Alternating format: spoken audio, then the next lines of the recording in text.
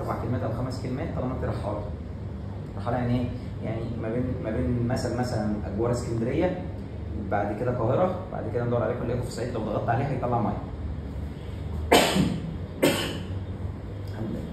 فالمهم انا محتاج ده بتفعل لي كمان بعد ما تخلصوا، فبيقول لك ايه بقى؟ هتنقلي من مكان لمكان. ايه اللي هيحصل؟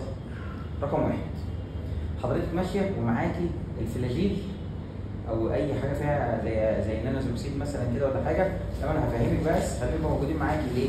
عشان في حاجه اسمها، ركزي، ان في حاجه اسمها اسهال المسافر. اسهال المسافر يعني ايه؟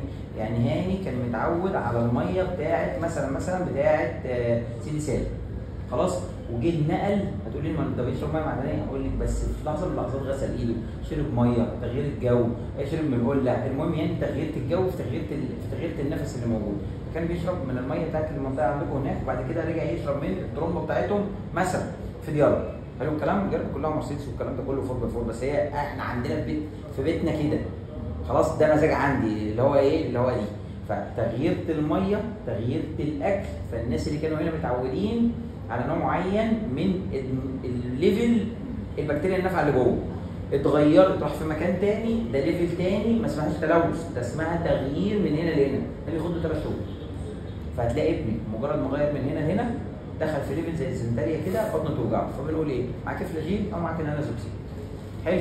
هفهمك بس الكلام لما يبقى ايه؟ فوق 5 6 مرات وبطنه بتوجعه بزياده، ما هي الفلاجيلات. فلما تبقى تلاقي بطنه بقى بتوجعه بزياده وبقى حمام بزياده والولد تعبان ومش قادر، ساعتها نقول الكلمتين دول مع البكتيريا النافعه اللي هي الانتروجيرمينا، او انك انتوا هتدوا سواء كان خميره ولا الكلام ده كله. بس مش عايز اجرب في الواد ده دلوقتي ان هو يستحمل بقى ليفل الخميره والزبادي والكلام ده كله بزياده. خلاص؟ البدله الاولانيه. تاني اللي احنا قلنا وجع البطن اللي هو بنسميها اسهال المسافر. طيب برد المسافر. برد المسافر ده اللي هو ايه؟ اللي هو هاني مش متعود على مثلا الجو بتاع العريش، وهو قاعد متعود على جو المهندسين او جو الحته اللي احنا موجودين فيها، حاجه اسمها منطقه وعمل الصيادين زي الشرقيه. حلو الكلام؟ ده دفى اللي هو دفى البيوت، خلاص، مش سرعه التجمع والكلام ده كله. فايه اللي بيحصل؟ يعني اول ما راح مناخيره زكمت. طب التسكيمه دي بقى يبقى احنا معانا 4 5 حاجات. رقم 1 غسله المناخير، واللي انت جايباه ده مش هينفع مع الولد اصلا، يعني لما تيجي تعمليه وتجيبي بخاخ ميه البحر وتمسكي الواد وتثبتيه وتعملي له اخضاع وتمسكي مناخيره وتعملي يكون خبط يكون تعور. لكن ده او اكبر منه سنه صغيره، وطالما انت جاي من السعوديه او جاي من الكويت هنعرف نشتغل في حاجات زي ده. يا حبيبي ده اللي لما بنعمل كده بيعمل نافوره. وريني ده اللي بيطقطق. ده اول ما تضغط هو زيه، بس ده اول ما اضغط بيه كده هتلاقي الميه لا مؤاخذه يعني ضربت في وشي. انت دي واحده زيها، انت جميل. بلاقي بقى بروح اعمل ايه؟ بروح قلع السرنجه دي كده، قلع السن، واجيب السرنجه ال 10 او ال 20 واروح قافلها عليها فبتقفل. بس خدي بالك تحافظي عليها عشان دي اهم ما في الشفاط. حلو الكلام؟ حلو الكلام.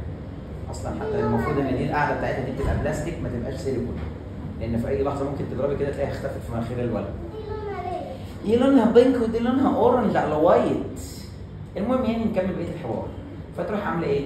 البخاخه بتاعت الكورتيزون بتاعت المناخير، زيتك ولا الفاست ولا ليفوستان موجودين معاكي، ستاند باي بتاع البرد، والبخاخه الكورتيزون عشان الجيوب الانفيه، وغسله المناخير. بس واحده بكلمها امبارح بقول لها ايه؟ يعني انت قاعده في جنوب سيناء، يعني نزل لي عيل الميه. لا يا دكتور مش متاح ان انا انزل ميه، هات من الاخر. قلت لها خلاص يبقى شويه يا محلول الملح يا ميه، وتدوبي نص كوبايه نص معلقه ملح صغيره فيها وتدوبي وتجيبي الرايه تسحبي بسرنجه وتحطي في الشفاط ونمسك الولد ونضرب في مناخيره. ده احنا هنعمل عمليه سودا ان انا هضرب في مناخيره وهسجلها فيديو النهارده، وبعدين ندي الفيديو لماما، وبعدين تستاذن بابا تقول له زيق ولا ما زيقش، لا زيق كان بقى ما زعش يبقى الفيديو بتاعكم.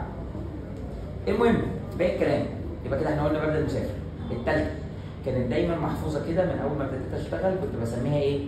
دور الالتهاب الحلق الشديد اللي بيجي للعيال اللي نازلين من جده في الاجازه. خدت بالك؟ كنا حافظينه كده، اللي هو عباره عن ايه؟ عيل مش متعود على، بنسميها كده تلوث هناك له ليفل، وتلوث هنا ليفل تاني. بس اللي هو بيقول لك ايه؟ انا ما ينفعش التلوث اللي هناك يجي هنا يقول لك لا اصل هنا الجو ملوث، لا هنا انت بالنسبه له ملوث وهناك بالنسبه لنا ملوث. يقول لك ايه؟ لا يا عم ده ما عندهمش زباله، عندهم يا ابني المجاري ضربه في كل حته والتلوث في كل حته، بس باختلاف الدرجات واختلاف الشغل. يعني انا اشوف الشارع في اول اليوم في زباله، اخر اليوم مش عارف بالعكس لما حد يجي يتكلم في دي قال له ايه؟ ما انت معاك. اللي هو بقى التهاب حلق المسافر. رقم 1 البروفين، رقم 2 الغرغره شاي دافي او شاي مغلي، والثالثه سوائل دافيه، والحاجات الساقعه مفيش منها مشكله خالص، سواء كان ايس كريم ولا الكلام ده واللي بالك مفيش مشاكل، والاكل بتاعك في العادي خالص. ونصبر بقى على دور السخونيه سواء كان البروفين ولا الستات. تعملي حسابك بقى ان انا بعمل ايه؟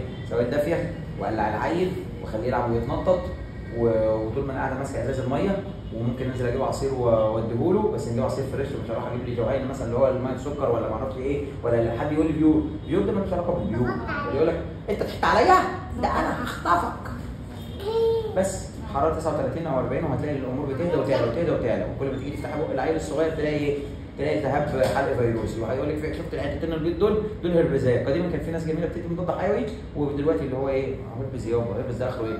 يا هتدي خوافض حراره وبس وشويه غرغره وحبه بخاخات للفم زي السولفادول مثلا ولا الاوركسي اي سي، والاسامي دي كلها موجوده واكتبها لك. يبقى دي الروشته دي كلها على بعضها، الشنطه الجميله اللي حضرتك جايه بيها، والمولت ده ما يطلعش.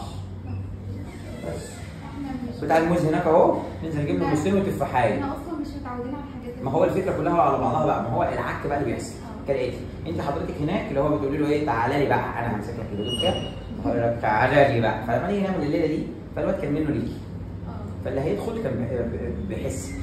دلوقتي مفيش من الكلام ده، كل ما حد بعدي اذا كان اصلا احنا ما بنعرفش نعمل كنترول على شباك الحمام، هنعرف نعمل كنترول على بتاع هناك في الرياض الدنيا متقفله اخر شفاط وما بتفتحي، ما فيش حاجه مفتوحه. هنا انت ما تعرف الشفاط، انت عارف الشفاط؟